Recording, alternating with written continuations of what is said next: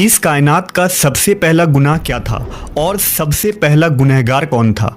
इस सवाल के जवाब में अक्सर लोग कहेंगे कि वो पहला गुनाह अज़ाज़ील या शैतान मरदूद ने तब किया था जब उसने हज़रत आदम अलैहिस्सलाम को सजदा करने से इनकार कर दिया था और कहा था कि मैं उससे बेहतर हूँ, मुझे तो आग से पैदा किया गया है जबकि उसे मिट्टी से।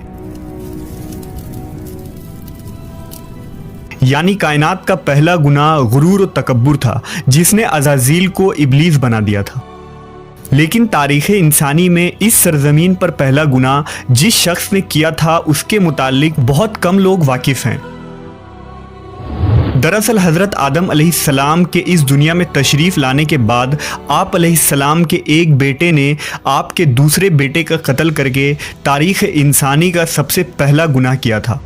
वो कातिल कौन था, ये कत्ल क्यों हुआ था और वो मासूम मकतूल कौन था? इस वीडियो में हम इस किस्से को मुकम्मल बयान करेंगे। ये उस वक्त की बात है जब रूए ज़मीन पर इंसानी ज़िंदगी की इब्तिदा हुई थी। बाबा आदम अलैहिस्सलाम और अम्मा हव्वा अलैहिस्सलाम को एक ममनून फल खाने की वजह से बतौर सज़ा जन्नत से दुनिया में भेजा गया था। आप दोनों ने अल्लाह के बारगाह में बहुत इल्तिजा और माफ़ी मांगी। बख्शिश तलब करने के बाद इस फ़ानी दुनिया में आप दोनों सज़ा काट रहे थे। चंद अरसों बाद अम्मा हव्वा अलैहिस्सलाम के बतन से औलाद की पैदाइश हुई।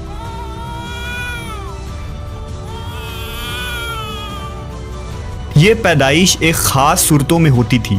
जब भी हव्वा अलैहिस्सलाम हामला होती तो जुड़वा बच्चों की पैदाइश होती जिनमें एक लड़का और एक लड़की पैदा होते थे। एक साथ पैदा होने वाले लड़के और लड़की का निकाह दूसरी मर्तबा पैदा होने वाले लड़के और लड़की के साथ कर दिया जाता था, जबकि उन जुड़वा लड़के और लड़की का निकाह आपस में हराम करार पाता जिनकी पैदाइश एक साथ हुई थी। हज़रत आदम अलैहिस्सलाम की औलाद में दो बेटे हाबील और काबील की पैदाइश हुई थी। काबील के साथ पैदा होने वाली लड़की का नाम अकलीमा था और हाबील के साथ पैदा होने वाली लड़की का नाम ल्योदा था। हज़रत आदम अलैहिस्सलाम की शरीयत के मुताबिक अकलीमा काबील की बहन थी और ल्योदा हाबील की बहन थी। लिहाजा दस्तूर के मुताबिक काबील का निकाह हाबील की बहन ल्योदा से होना था और हाबील का निकाह अकलीमा से होना था। अकलीमा जब जवान हुई तो उसके हुस्न जमाल में बहुत इजाफा हो गया और वो ल्योदा से ज़्यादा खूबसूरत थी। लिहाजा काबील के दिल में शैतान ने शर पैदा कर दिया और उसने ये ख्वाहिश की कि वो अकलीमा से ही निकाह करेगा। काबील शरीयत से वाकिफ़ था, इसके बावजूद वो अपनी ज़िद और हठधर्मी पर कायम रहा। हज़रत आदम अलैहिस्सलाम ने काबील को बहुत समझाया और अल्लाह का खौफ दिलाया, मगर वो ना माना। आखिरकार हज़रत आदम अलैहिस्सलाम ने दोनों के दरमियान फ़ैसला का ये रास्ता निकाला कि आपने हाबील और काबील दोनों को अल्लाह रब्बुल इज़्ज़त की बारगाह में कुर्बानी पेश करने का हुक्म दिया और फरमाया कि तुम दोनों में से जो भी अकलीमा का हकीकी हकदार होगा अल्लाह ताला उसकी कुर्बानी को कबूल फरमा लेगा और इस तरह फ़ैसला हो जाएगा। उस ज़माने में कुर्बानी कबूल होने की ये निशानी होती थी कि कुर्बानी करने वाला अपनी कुर्बानी को पहाड़ की ऊंची चोटी पर रख देता और आसमान से एक आग उतर कर उसको जला देती और जो कुर्बानी कबूल नहीं होती उसे आग नहीं खाया करती थी। अगली सुबह हाबील अपनी बेहतरीन मवेशियों को साथ लाया और उनमें सबसे आला किस्म की भेड़ को कुर्बानी के लिए पेश किया। काबील चूंकि खेती बाड़ी किया करता था लिहाजा उसने कुछ अनाज उठा लाया जो कि सबसे घटिया किस्म की थी। काबील ने सोचा कि अगर उसकी कुर्बानी कबूल हो गई तो वैसे भी उस अनाज को जल जाना है, तो अच्छी फसल को बर्बाद करने का क्या फ़ायदा। लिहाजा वो रद्दी और नाकिस किस्म की अनाज लेकर आया, जबकि हाबील एक नेक सीरत और अल्लाह से डरने वाला शख्स था। चुनांचा उसने नेक नियति के साथ खालिस अल्लाह की रज़ा के लिए अपनी बेहतरीन मवेशी को पेश कर दिया। दोनों भाइयों ने अपनी अपनी कुर्बानी एक पहाड़ के ऊपर ले जाकर रख दी। अचानक आसमान से एक आग नाजिल हुई और उस आग ने हाबील की कुर्बानी की हुई भेड़ को जला डाला और काबील का अनाज वैसे ही पड़ा रह गया। यूं फैसला हो गया कि खुदा हाबील की कुर्बानी से राज़ी और काबील से नाखुश है। ये देखकर काबील गुस्से में आ गया और इंतकाम की आग में जलने लगा। उसने सबके सामने ये ऐलान कर दिया कि वो हाबील को जान से मार देगा। इसके जवाब में हाबील ने उससे कहा कि अगर तुम्हारी कुर्बानी कबूल नहीं हुई तो इसमें मेरा क्या कसूर है, बल्कि तुम्हें तो ये करना चाहिए था कि परहेजगारी की राह इख्तियार करते। इस सूरत में शायद तुम्हारी कुर्बानी कबूल हो जाती, और अगर तुम मुझे मारने पर ही तुले हो तो मेरा कतन ऐसा कोई इरादा नहीं। मैं बहरहाल इस मामले में तुम पर हाथ नहीं उठाऊंगा, क्योंकि मैं इसे बहुत बड़ा जुल्म समझता हूँ। काबिल हसद की आग में जल रहा था, उस पर इस नसीहत का कोई असर ना हुआ। उस वक्त तो काबिल वहाँ से चला गया, लेकिन वो हाबिल को मारने की तदबीर करने लगा। शैतान लईन जो इब्तदा से इंसान का दुश्मन है, उसने काबिल को कत्ल करने की राह दिखाई। उसने एक परिंदा को पकड़ा और उसका सर एक पत्थर पर रख कर दूसरे पत्थर से कुचल दिया। काबिल को मालूम हो गया कि कत्ल किस तरह करना चाहिए। हाबिल चूंकि बकरियां चराता था, एक दिन वो दरख्त के साए तले आराम कर रहा था, तो काबिल ने उस वक्त बड़ी बेरहमी से उसका कत्ल कर डाला।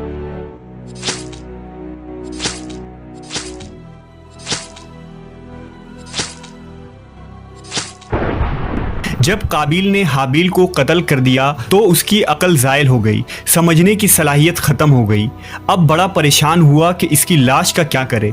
इस तरह छोड़ने में ये ख़तरा था कि दरिंदे उसकी लाश को खा जाएंगे, तो वो अपने भाई की लाश को बोरी में डालकर फिरता रहा, यहाँ तक कि लाश बदबूदार हो गई। लाश को छुपाने का कोई तरीका भी उसे नहीं आ रहा था। बड़ा परेशान हुआ कि करूँ तो क्या करूँ। तब अल्लाह ताला ने 2 कौवे भेजे। काबिल उन कौवों को देख रहा था। उन कौवों में से एक कौवे ने दूसरे कौवे को मार डाला और फिर ज़मीन खोदकर इसमें उसको डाल दिया। इससे काबिल को मालूम चल गया कि उसे भी यही करना चाहिए, और नदामत महसूस करते हुए कहने लगा, अफसोस कि मैं इस कौवे जैसा भी ना हो सका। इस तरह उसने अपने भाई को ज़मीन में दफन कर दिया। जब काबिल ने हाबिल को कत्ल किया तो इससे पहले उसका रंग सफ़ेद था, लेकिन कत्ल के बाद उस पर फिटकार पड़ी और इसका सारा जिस्म काला हो गया। उस वक्त हज़रत आदम अलैहिस्सलाम हज के लिए मक्का गए हुए थे। जब हज़रत आदम अलैहिस्सलाम मक्का से वापस आए और हाबिल को ना पाया तो उसको बहुत तलाश किया, मगर वो ना मिला। लोगों से पूछने लगे। लोगों ने जवाब दिया कि हाबिल कुछ दिनों से गायब है। हज़रत आदम अलैहिस्सलाम ने हाबिल के सदमे में खाना पीना और सोना सब तर्क कर दिया और शब व रोज़ हाबिल के गम में रहने लगे। रिवायतों में आता है कि जब हाबिल कत्ल हो गया तो 7 दिन तक ज़मीन में ज़लज़ला रहा। काबिल जो बहुत खूबसूरत था, भाई का खून बहाते ही उसका चेहरा बिल्कुल सयाह और बदसूरत हो गया। आदम अलैहिस्सलाम ने काबिल को अपने दरबार से निकाल दिया और वो यमन की सरजमीन अदन में चला गया। वहाँ इब्लीस उसके पास आकर कहने लगा कि हाबिल की कुर्बानी को आग ने इसलिए खा लिया था कि वो आग की पूजा करता था, लिहाजा तू भी आग की परस्तिश कर। चुनांचे काबिल पहला शख्स था जिसने आग की परस्तिश की, और ज़मीन पर यह पहला शख्स है जिसने अल्लाह की नाफरमानी की और ज़मीन पर खून नाहक किया। तौरेत के बाब पैदाइश में भी काबिल और हाबिल का मुकम्मल वाक़या मिलता है, जिन्हें काइन और एबिल के नाम से जिक्र किया गया है। तौरेत मुक़द्दस के बाब पैदाइश में इस वाक़े का जिक्र इस तरह आया है। चंद रोज़ के बाद यूँ हुआ कि काइन अपनी खेत के फल का हदिया खुदावंद के वास्ते लाया, और हाबिल भी अपनी भेड़ बकरियों के कुछ पहलूठे बच्चों का हदिया लाया, और खुदावंद ने हाबिल को और उसके हदिये को मंजूर किया, पर कायन को और उसके हदिया को मंजूर न किया। इसलिए कायन निहायत ही गज़बनाक हुआ और उसका मुंह बिगड़ गया, और कायन ने अपने भाई हाबिल को कुछ कहा। और जब वो दोनों खेत में थे तो यूँ हुआ कि कायन ने अपने भाई हाबिल पर हमला किया और उसे कत्ल कर डाला। खुदावंद ने कहा, अब तू ज़मीन की तरफ से लानती हुआ। तब कायन ने खुदावंद से कहा कि मेरी सज़ा बर्दाश्त से बाहर है। देख, आज तूने मुझे रोए ज़मीन से निकाल दिया है और मैं तेरे हुजूर से रूपोश हो जाऊंगा और ज़मीन पर खाना खराब और आवारा रहूंगा, और ऐसा होगा कि जो कोई मुझे पाएगा कत्ल कर डालेगा। सो कायन खुदावंद के हुजूर से निकल गया और अदन के मशरिक की तरफ नूद के इलाके में जा बसा। काबिल का अंजाम ये हुआ कि उसके एक लड़के ने, जो कि अंधा था, उसको पत्थर मारकर कत्ल कर दिया, और ये बदबख्त आग की पूजा करते हुए कुफ्र और शिर्क की हालत में अपने ही लड़के के हाथ मारा गया। हदीस में आता है कि नबी सल्लल्लाहु अलैहि वसल्लम ने फरमाया कि ज़मीन पर क़यामत तक जो भी खून नाहक होगा उसके अजाब का एक हिस्सा बोझ और गुनाह काबिल पर भी होता है, क्योंकि उसने सबसे पहले कत्ल का तरीका ईजाद किया था।